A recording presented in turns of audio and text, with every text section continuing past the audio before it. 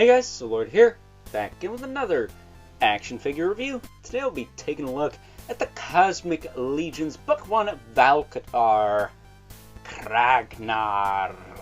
This is actually the first figure from this Cosmic Legions line, this whole Cosmic Legions line, that your boy here, yours truly, both purchased and opened. So, yeah, this was a big step for Overlord kind, to say the very least. But of course, this is brought to us by the fine folks over at Horsemen Studios. And unlike the Hvalkatar grave ring video I did yesterday, I'm not going to talk about a bunch of other crap before I get into the review. So, with that being said, let's get right to the chase and get into the meat and taters of this review. Taking a look at this guy's accessories, he comes with a pair of open hands. Are pretty cool. That said, this one has a bit of schmutz on the peg that's kind of sharp. I might chip that off, but it doesn't prohibit them from going into the arms or anything, but it's kind of sharp and pointy. He does have an alternate head, which for me was kind of a pain in the butt to heat up, pop off, and swap the other one on, just because it took the ball peg with it. But there you go. He's kind of got his teeth gritted there. And much like Hvalkatar, this guy is a warrior in the grave ring, but he is an architect. He's not a fighter, really, not a warrior. At least he wasn't born that way. Of course, this big four-arm brute of a character, he'll probably be able to throw down with the best of them, regardless if he's a hipster or not. That said, he does come with this big club. It's pretty gnarly looking. Very light weapons, too, in this line. They all feel kind of hollow. They don't feel cheap, but they do feel light, which I guess is a good thing. And then, of course, the main thing with Kragnarr, the thing that sold me on him, was his extra arms. Right here. And these arms, we'll just go over the articulation now. They have the same articulation as the arms on them. They have the disc hinge here. He's got the swivel in the elbow with a hinge that gives you not quite 90 degrees, unfortunately. Oh, actually, it does give you one more notch than I was getting just a second ago. So there you go. You get about 90 degrees out of that. The gauntlet is a separate piece. You can rotate it. It's just a floating piece. And then his wrists, of course, get the swivel and the hinge. Fortunately, the grip hands he has on him at the moment do not have the up and down hinge, the appropriate hinge for holding weapons, as I like to call it. But that's okay. You know, it's a big character. And his weapon isn't, you know, it's not a staff or nothing.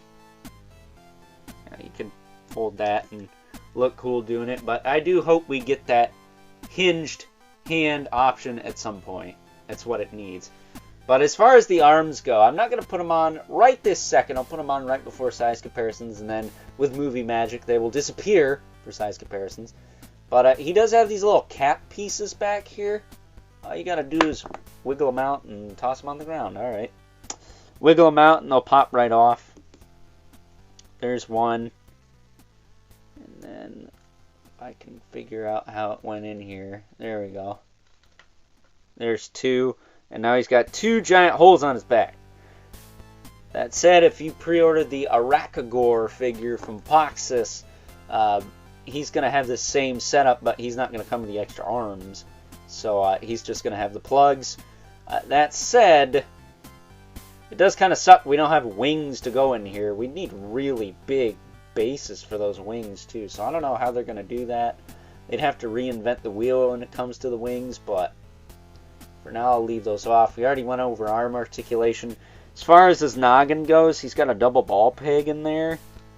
It's very, very tight. But you get incredible range out of it. Look at that. Anyone who doubts double ball pegs now, your argument's invalid. Look at that. That's crazy. He's looking straight up. Like, there is no hindrance with that, except the fact that I popped his head clean off. Alright. So, after praising a double ball peg, it makes me look like an idiot. I see what it is. Just gotta pop that thing back on. It can be easier said than done. It's a tight fit. There we go. So I'm surprised it popped off, but I probably just pushed it too far. But, you know, you can get the range. You can look side to side.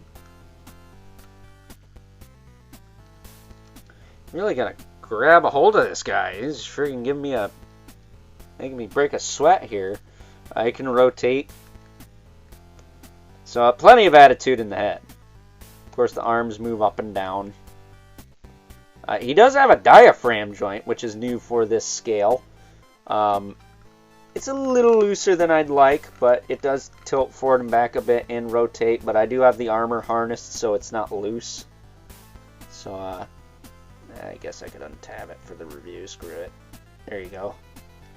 I'll lift that up just so we can get a look at the range here. Crunches about that far forward. Straightens out, goes back a little bit. Rotates. It's not really loose, but could be a little tighter maybe. Just a little bit. And then this snaps together like a Motu harness. Really, it's got a little peg on the back, and that's about it. And if you have it sitting right, it will hold just fine. Be a nice tight fit. There you go. So, there he is. He does have a waist. A ball peg in the waist that's really tight. Doesn't really want to rotate for me at the moment. The hips can kick out. He's got, of course, the new glorious ball jointed hips, the barbell hips. Those could be a little tighter, I guess, but they're not horrible. He does have a thigh cut. He's got a hinge in the knee with a swivel below the knee. I will say, when I first got this guy, this knee and this foot sucked. Or was it that? Or was it this side? I forget which side it was. But one knee was kind of... No, it was this side. It was the left side that was kind of loose. Yeah, the left side was kind of loose on the knee. And then the right ankle on mine was crap. It was floppy loose. Thankfully, I sent the parts to Four Horsemen. They replaced them. I might have to pop this out and swivel this around. But the ankle I got now is so much better, it's not even funny. Like, there's no contest. That said, he does have the hinge on the other side, as well as in the foot. But again, I might need to pop these ankles out and swivel them around and get them a little tighter that way. That does help sometimes. But right now, you can see I stand him up. He stands up just fine. Before, he would just fall right over. So, it's better than what I had. It's not perfect, but you know what? I'll take it. It's fine. It's good enough. You know, sometimes you just gotta settle for good enough. You need to quit being OCD and anal like me and just deal with it. You know, sometimes just dealing with it's alright. He hasn't killed anyone. He hasn't fallen over since I replaced the parts. It's fine, you know. Worst case scenario, I'll have to get him some kind of a clip stand. But as far as plugging these arms in goes, this is kind of a pain in the patootie. Because the way they are, I would almost recommend you plug the gauntlets and stuff in afterwards. But what you do is you take one, plug it in like this.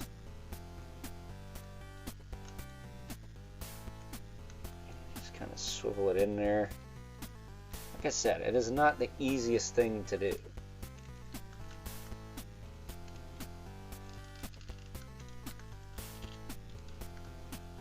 It's not the easiest thing to do. It's a tight fit because you don't want the thing popping apart on you. But there you go. There you go. Swivel this gauntlet on his arm a little bit so it's facing the right way. Then you can bring this arm up over his shoulder like that. And there's one arm. And I'm probably going to have arthritis because of that, but you know what? It's alright. It looks cool, doesn't it? That said, we're going to do the other one off cam and see if that makes a difference. Because doing stuff on cam is always a little trickier than doing it on cam. Or off cam. Whatever, you know what I mean. Oh, I'm surprised the gauntlets actually swivel like that. So I'm going to port this in. Maybe I should have the hinge out a little bit. Alright.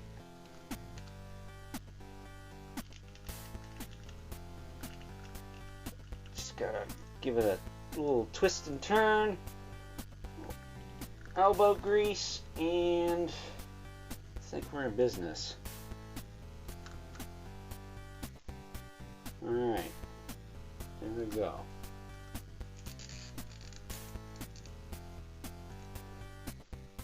Yeah, I would advise maybe just popping the gauntlets off and putting them on the way you want, as opposed to risking rubbing the paint. But the paint's pretty solid on most 4 Horsemen stuff nowadays. Doesn't really rub off like that, but there you go. There he is with his arms, his extra arms.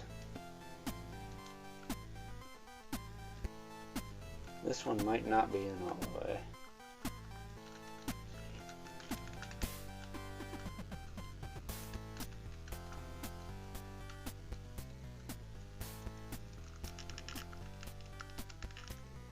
There.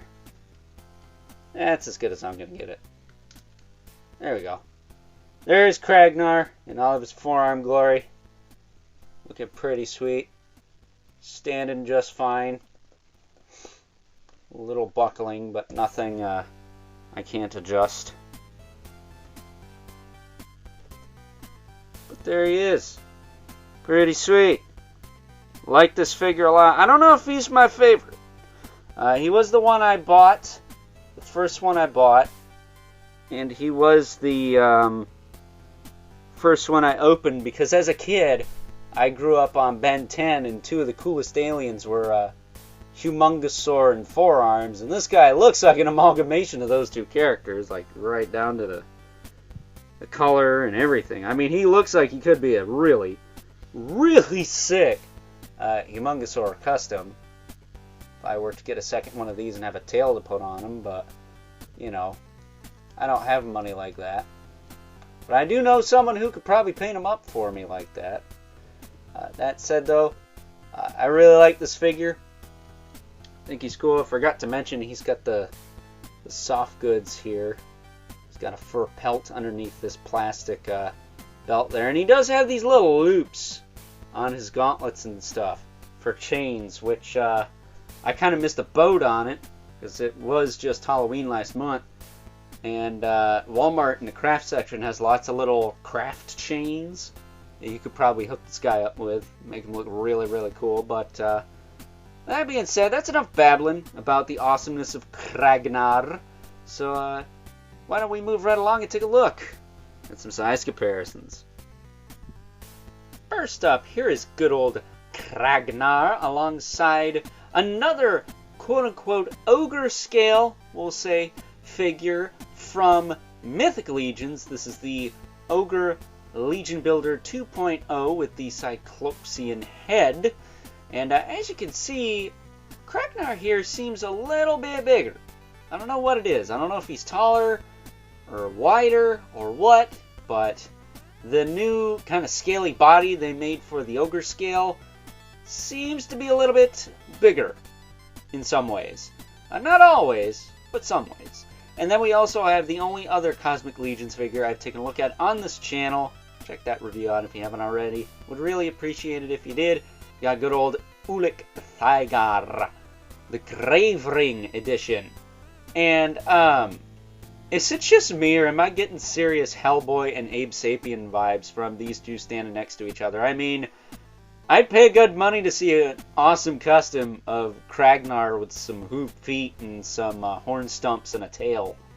And the big old, was it Hand of Doom on his right arm there. And then someone take this Hvalkatar and maybe swap the other one's head onto it. So it's got the lighter blue face, and maybe go to town with that. But I don't know. Maybe that's just me, but that'd be a cool custom idea. Moving these two out of the way. I'm actually going to move Kragnarr a little bit inward here. Put him off to the side in order to fit the ogre in there. Because, like Kragnarr, he's large and in charge.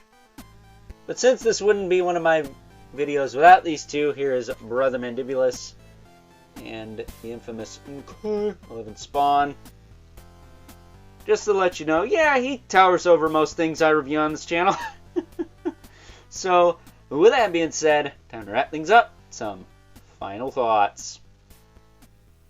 Overall, and aside from some overly loose joints I had with my particular figure, not going to say that's going to be a thing with all of them, but my particular figure, having that loose left knee and loose right ankle joint, definitely killed my buzz a bit when I initially got this figure because he kept falling over. I couldn't get him to stand for crap. Now, with the replacement parts, courtesy of good old customer service from 4 Horsemen Studios, I could say I can at least thoroughly enjoy this figure. Is it perfect? No. But then again, nothing in life is. And if you want it to be that way, then I'm sorry, but you're just never going to find happiness, and you're just going to be a freaking Scrooge for the rest of your life. That said, I got this guy in a cool looking pose. Standing. Not falling over. Granted, I have him in a Papa Squat pose for extra stability, and he is leaning against my backdrop here so he doesn't fall down on his bum. But if I can pose this guy, make him look cool and stable, then I guess that's a win, right? So with that being said, I hope you guys enjoyed this review. Until next time, I'll catch you guys later.